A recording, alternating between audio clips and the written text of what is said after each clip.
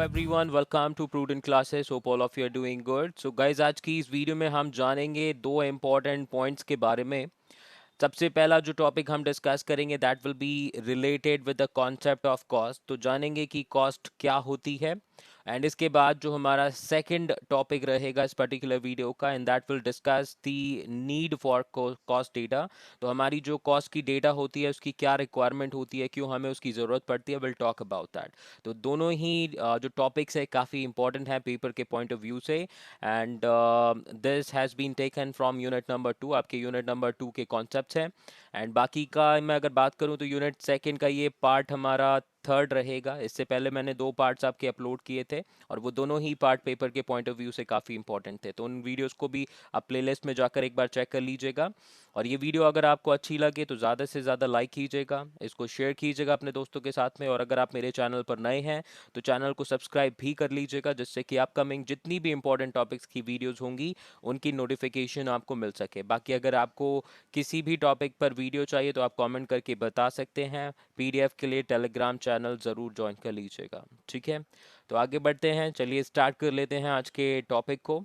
तो सबसे पहले हम डिस्कस करेंगे about the concept of cost in detail. जानेंगे डिटेल में कि कॉस्ट का कॉन्सेप्ट क्या है, क्या होती है कॉस्ट, किस तरीके से इसको डिफाइन किया जाता है। Okay, so now the point number one says cost refers to a sacrifice of resources। तो जब भी हम resources को sacrifice करते हैं तो वो आपका cost कहलाता है। In simple terms, as principle you can say cost क्या होती है, किसी भी चीज़ का, किसी भी resource का sacrifice। Okay, now, as per British Institute of Cost and Work Accountants, cost is the amount of expenditure, whether it's actual or notional, incurred on or attributable, that is basically due to a given thing।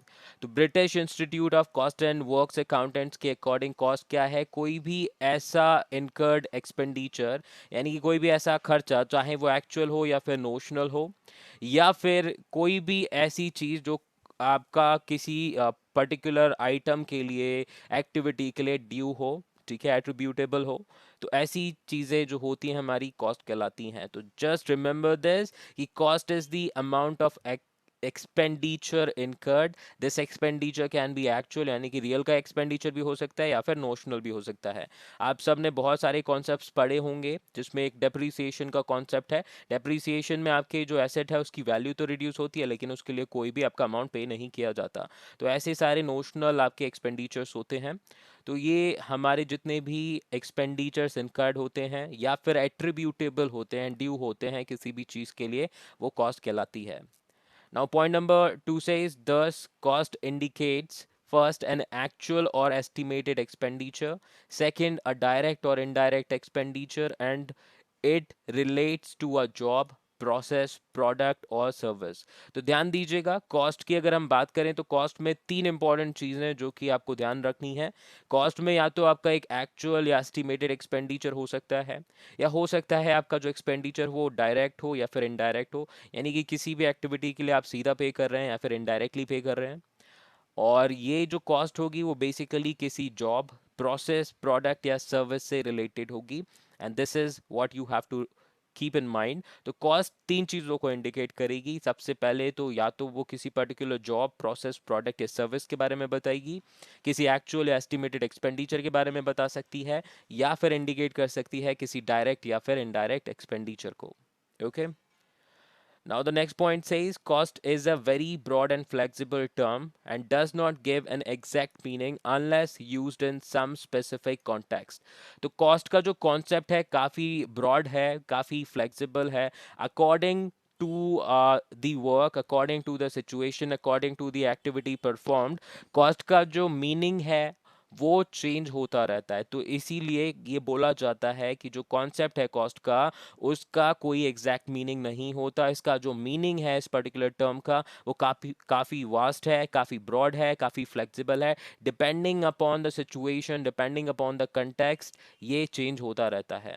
जैसे कि material से related आपका जो भी expenditure होता है वो material cost हो जाता है, फैक्ट्री से रिलेटेड होता है तो वो फैक्ट्री कॉस्ट हो जाता है, एडमिनिस्ट्रेटिव टास्क से रिलेटेड होता है तो वो एडमिनिस्ट्रेटिव कॉस्ट कॉस्ट में काउंट किया जाता है, और सेलिंग एंड डिस्ट्रीब्यूशन से रिलेटेड होता है तो वो सेलिंग एंड डिस्ट्रीब्यूशन कॉस्ट का पार्ट बन जाता है। तो ध्यान दीजिए, जैसी एक्टिविटी जैसा टास्क वैसे ही कॉस्ट का एक्चुअली में purpose change, requirement change, meaning change, सब कुछ चेंज हो जाता है।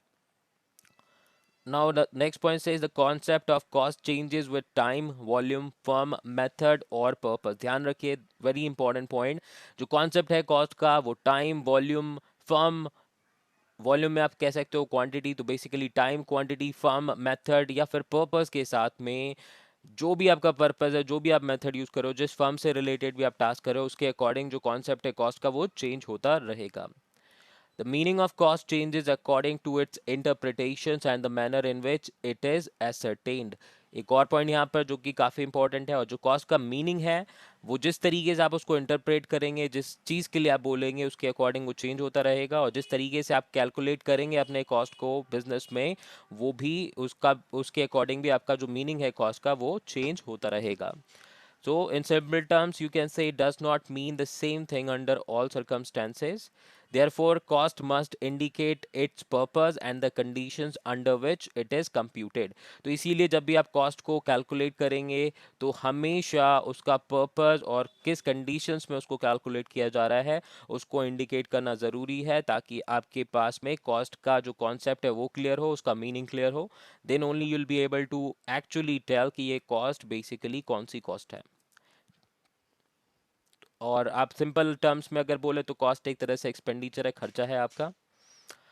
नाउ बात करेंगे हमारे सेकंड पॉइंट की, जो कि है need of cost data. So what is the need of cost data? Let's discuss in detail. क्यों हमें कॉस्ट की डेटा रिक्वायर्ड होती है, क्या ज़रूरत पड़ती है?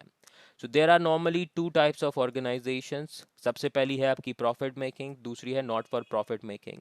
तो कोई भी ऑर्गेनाइजेशन जो वर्ल्ड में एस्टैब्लिश होती है या एस्टैब्लिश्ड है, वो दो पर्पस के लिए इस्टेब्लिश की जाती है, या तो उससे प्रॉफिट कमाया जाए या फिर उससे किसी को सर्विस दी जाए या सोसाइटी को हेल्प कर की जाए या किसी ग्रुप को हेल्प की जाए। तो वो कहलाती हैं आपकी नॉन प्रॉफिट ऑर्गेनाइजेशन या फिर not for profit making organisation. Okay. The main objective of the profit making organizations is to operate at a profit. On the other hand, non-profit organizations are created to provide services to the society or the group for whom they are established। तो जितनी भी profit making organizations होती हैं उनका purpose क्या होता है, उनका ऑब्जेक्टिव होता है प्रॉफिट ज़्यादा से ज़्यादा कमाना, और जितनी भी नॉन प्रॉफिट ऑर्गेनाइजेशंस होती हैं उनका पर्पस होता है सोसाइटी को सर्विसेज प्रोवाइड करना, या जिस ग्रुप के लिए भी उनको एस्टैब्लिश किया गया है उनको बेस्ट से बेस्ट क्वालिटी की सर्विस प्रोवाइड करना। तो ये हमारे नॉन प्रॉफिट ऑर्गेनाइजेशंस का एम होता है, और हमने प्रॉफिट मेकिंग ऑर्गेनाइजेशन का एम तो समझ लिया, एक ऐसा प्रोडक्ट या सर्विस प्रोवाइड करना लोगों को जिससे वो प्रॉफिट अर्न कर सकें। Now next point says cost data is required to know how much profit the organization is earning. Cost data is also required to set their prices properly at a level which can ensure maximum profit for the organization। तो अभी अगर हम बात करें जितनी भी हमारी profit making organisation होती हैं, ठीक है, इस पॉइंट को ध्यान रखिए। अभी हम जो पॉइंट्स पढ़ेंगे वो हमारा रिलेटेड होगा with the profit making organisation. तो जितनी भी प्रॉफिट मेकिंग ऑर्गेनाइजेशंस हैं हमारी, तो उनमें एक चीज़ आपको ध्यान रखना है, वो कॉस्ट डेटा फाइंड आउट करती हैं या उनको कॉस्ट डेटा की रिक्वायरमेंट होती है जिससे कि वो जान सके कि उनकी ऑर्गेनाइजेशन कितना प्रॉफिट अर्न कर रही है, और उस कॉस्ट डेटा के बेसिस पर ही आप अपने प्रोडक्ट या सर्विसेज के जो प्राइस है वो प्रॉपरली डिसाइड कर सकते हैं, जिससे कि आपका जो प्रॉफिट है वो मैक्सिमाइज हो सके।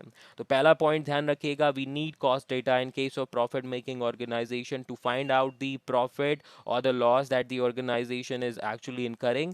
And the second reason is to actually set और decide the price of the product or the services that they are offering to maximize the profit of the organization। Now the next point says the cost data is needed to take decisions related to adding of a new products or dropping old products। तो guys cost data के basis पर ही आप क्या करेंगे, ये decision लेंगे कि क्या आप नए प्रोडक्ट को लॉन्च करेंगे मार्केट में या फिर नहीं करेंगे। और अगर कोई आपका ओल्ड प्रोडक्ट है जो कि आपका लॉस क्रिएट कर रहा है, ध्यान दीजिएगा, कोई भी ऐसा प्रोडक्ट जिसमें आपको लॉस हो रहा है, लॉस मेकिंग जितने भी प्रोडक्ट्स होंगे आपके, लॉस मेकिंग प्रोडक्ट्स या फिर एक्टिविटीज़, या फिर सर्विसेज, तो उनको आप क्या करोगे, कॉस्ट डेटा के बेसिस पर जज करोगे, और अगर आपको लॉस हो रहा है उसमें तो आप उसको क्लोज कर दोगे एक्चुअली में, ठीक है। तो ये क्लोज कर दिए जाएंगे, इस चीज़ को आपको ध्यान रखना है। Now next point says in addition to this knowledge of cost data is important to know how profit changes with various alternatives। तो अलग अलग आपके पास में जो अल्टरनेटिव्स या फिर अपॉर्चुनिटीज़ अवेलेबल होती हैं, तो अलग अलग अपॉर्चुनिटीज़ में अलग अलग इन्वेस्टमेंट करना पड़ता है, अलग अलग आपकी कॉस्ट इनकर्ड होती है, और उससे ही आपका जो प्रॉफिट है वो भी चेंज होता रहता है। तो ध्यान दीजिएगा, कॉस्ट डेटा के बेसिस पर ही आप अपने जितने भी ऑल्टरनेटिव्स हैं उनको एनालाइज कर सकते हैं और चेक कर सकते हैं कि किस ऑल्टरनेटिव में आपका प्रॉफिट कितना होगा, और जो भी आपका सबसे मैक्सिमम प्रॉफिट मेकिंग एक्टिविटी होगी या फिर आपका प्रोडक्ट होगा उसको आप चूज कर सकते हैं on the basis of cost data. Now the next point says cost information is necessary for both managerial accounting and financial accounting। तो अगर हम बात करें तो प्रॉफिट मेकिंग जितनी भी ऑर्गेनाइजेशंस होती हैं उनमें कॉस्ट इन्फॉर्मेशन के बेसिस पर ही मैनेजरियल अकाउंटिंग और फाइनेंशियल अकाउंटिंग वर्क कर पाती है। कॉस्ट डेटा बहुत ही इंपॉर्टेंट है मैनेजरियल अकाउंटिंग और फाइनेंशियल अकाउंटिंग के लिए। नाउ बात करेंगे इन case of non profit institutions, cost data helps to know what level of funding is needed to provide the required services।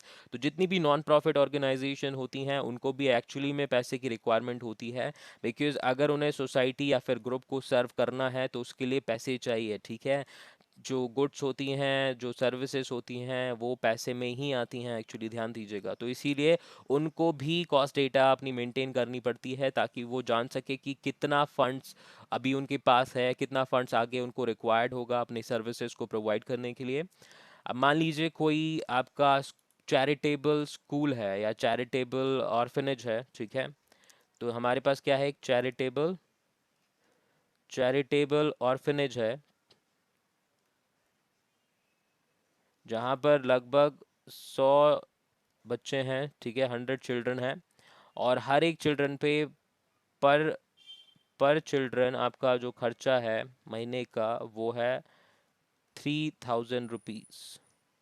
तो वैसे ही मंथली अगर हम 100 चिल्ड्रन का निकालेंगे तो हमारा कितना टोटल एक्सपेंडिचर आएगा, डैट विल बी 3000 × 100, और आपका ये निकल के आएगा फाइनल अमाउंट, यानी कि आपको लगभग 3 लाख रुपए हर महीने चाहिए if you want make sure कि ये जो 100 चिल्ड्रन हैं ऑर्फनेज के, ये अपनी लाइफ प्रॉपर सस्टेन कर पाएँ, ठीक है। तो ये आपको ध्यान रखना पड़ेगा। तो ये चैरिटेबल ऑर्फनेज है, इनमें भी पैसों की रिक्वायरमेंट होती है, इसीलिए जो कॉस्ट डेटा है वो अपना फाइंड आउट करते हैं ताकि फंडिंग की जितनी भी नीड है उसको जान सके। इसके अलावा अगर बात करें तो cost data helps the management of the non profit organisations to decide what kind of activities they can perform most efficiently. तो इसके साथ अगर कॉस्ट डेटा वो मेंटेन करते हैं नॉन प्रॉफिट ऑर्गेनाइजेशंस, तो उस इससे उनको पता चलता है कि कौन सी एक्टिविटी वो परफॉर्म करेंगे जिसमें उनको सबसे ज़्यादा फ़ायदा हो रहा है। अब देखिए अगेन, फ़ायदा जो भी होगा वो सर्विसेज देने में प्रोवाइड कर दिया जाएगा, और कौन सी ऐसी एक्टिविटीज़ हैं जिनके थ्रू आप वो ज़्यादा अच्छी सर्विस दे पा रहे हैं, ज़्यादा लोगों को सर्विस दे पा रहे हैं, तो ये कॉस्ट डेटा के बेसिस पे फाइंड आउट करना बहुत ईजी हो जाता है। तो कॉस्ट डेटा बहुत बहुत बहुत इंपॉर्टेंट होती है, चाहे ऑर्गेनाइजेशन प्रॉफिट मेकिंग हो या फिर नॉन प्रॉफिट मेकिंग हो। नाउ अभी लास्ट स्लाइड पर हम आ चुके हैं, इसमें जान लेते हैं मेन पर्पस क्या है कॉस्ट डेटा की रिक्वायरमेंट के लिए। तो सबसे पहला है हमारा main purpose to ascertain the profit और लॉस पीरियोडिकली, यानी कि टाइम टू टाइम हमारी जो प्रॉफिट एंड लॉस है उसको पता लगाने के लिए हमें कॉस्ट डेटा की रिक्वायरमेंट होती है। Second, to plan the operations and performance evaluation, अपने ऑपरेशंस जो हैं, अपनी जो एक्टिविटीज़ हैं उनके बारे में प्लान करने में और अपनी परफॉर्मेंस को इवैल्यूएट करने में भी हमें कॉस्ट डेटा हेल्प करती है। कॉस्ट को अगर कंट्रोल करना है, किसी भी चीज़ को कंट्रोल करना है, तो उसको आपको कंट्रोल करने से पहले उसके बारे में जानना पड़ेगा, कितनी कॉस्ट आप एक्चुअली में इनकार कर रहे हो, कितनी करनी चाहिए, फिर उसके अकॉर्डिंग जो प्लान्स है वो बनाए जाएंगे कैसे कंट्रोल की जाए। वो तभी पॉसिबल है जब कॉस्ट डेटा आपके पास अवेलेबल होगी तब। Now to price the products और सर्विसेज, तो अपनी प्रोडक्ट्स या सर्विसेज के प्राइस जानने के लिए, डिसाइड करने के लिए भी हमें कॉस्ट डेटा की रिक्वायरमेंट होती है, बिकॉज कॉस्ट डेटा जो होगी हमारी, that will decide the floor price. ठीक है, ध्यान दीजिएगा, कॉस्ट जो होती है वो डिसाइड करती है आपकी floor price of any product, floor price of any product और सर्विस। तो कोई भी प्रोडक्ट या सर्विस के फ्लोर प्राइस सेट करने में कॉस्ट का बहुत बड़ा हाथ होता है। कैसे? मान लीजिए एक प्रोडक्ट है एक्स, ठीक है, एक प्रोडक्ट है एक्स जिसकी कीमत हमने मार्केट में करी 100 रुपीज़ पर यूनिट। अब इस 100 रुपीज़ को डिसाइड करने के लिए हमें ये भी तो पता होना चाहिए कि हमारी कॉस्ट कितनी है उस प्रोडक्ट को बनाने की। तो मान के चलिए हमारी प्रोडक्ट की कॉस्ट है 60 रुपीज़, ये 60 रुपीज़ में मैन्युफैक्चर होता है। तो अब इससे हमें पता चल गया कि हमारा 40 रुपीज़ का प्रॉफिट हो रहा है पर यूनिट पे। और अगर हम कॉम्पिटिटर्स को बीट भी करना चाहें तो वी हैव एन ऑप्शन, हम प्राइस चाहें तो 70 रख सकते हैं, 75 रख सकते हैं, 65 रख सकते हैं, 85 रख सकते हैं, इवन 60 तक रख सकते हैं। अगर 60 पे हमारे को कोई किसी भी तरह का लॉस नहीं हो रहा है तो ब्रेक इवन पॉइंट हो जाएगा। लेकिन 60 से कम अगर आप 50 रखेंगे तो वहाँ पर आपको क्या होने लगेगा? लॉस होने लगेगा। तो ये चीज़ें ध्यान रखिएगा। कॉस्ट आपके हमेशा क्या करेंगे? फ्लोर प्राइस को सेट करेंगे। कॉस्ट क्या करेंगे? फ्लोर प्राइस डिसाइड करेंगे और एक तरह से हेल्प करेंगे आपको अपने जो प्राइस है प्रोडक्ट के उसको डिसाइड करने में। Now, to value inventory and measure the expenses in external financial reports, तो कॉस्ट डेटा के थ्रू आप अपनी इन्वेंट्री को वैल्यू कर सकते हो, अपने एक्सपेंसेस जो होंगे फाइनेंशियल रिपोर्ट्स पे या फिर एक्सटर्नल एक्टिविटीज़ पे उनको मेजर कर सकते हो। अब देखिए, एक्सपेंसेस मेजर करना तभी पॉसिबल है जब आप कॉस्ट डेटा मेंटेन करोगे, कॉस्ट के बारे में नोट डाउन करोगे, उसको एनालाइज करोगे। एंड लास्ट हमारा जो पर्पस होता है जिसके लिए we actually need the cost data is to operate day to day plans and policies. तो जितनी भी हमारे डे टू डे प्लान्स या पॉलिसीज़ हायर मैनेजमेंट के थ्रू दी जाती हैं या परफॉर्म करनी होती है हमें in order to ensure survival of the organisation, तो उसके लिए भी हमें कॉस्ट डेटा की रिक्वायरमेंट होती है अपने day to day plans and policies को ऑपरेट करने के लिए। ओके, तो आई एम श्योर गाइज ये वीडियो में जितने भी पॉइंट्स हमने डिस्कस करे आपको समझ में आए होंगे। तो प्लीज़ कमेंट करके बताइएगा कि वीडियो आपको अच्छी लगी, ताकि मैं इस तरह की वीडियोस आपको लाता रहूं।